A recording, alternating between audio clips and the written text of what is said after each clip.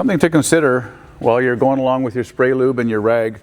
I like to wear a glove, and you should still be careful because even new cables can have the odd strand sticking out. You don't need to freak out about that. It's not a failure of the cable. There is an allowance there, and ALI has a formula for it. The amount of wraps, the amount of turns and stuff, you're allowed a certain amount. If there's more than one within an inch, it's maybe a concern, but they do happen. So by having a rag behind it, already you're kind of protected from that, but it can go through the rag. I know this for sure, and it can hurt. So I like the idea of wearing a glove and being aware that as you're going along like this, don't just think that it's going to be smooth all the way, because it might not be.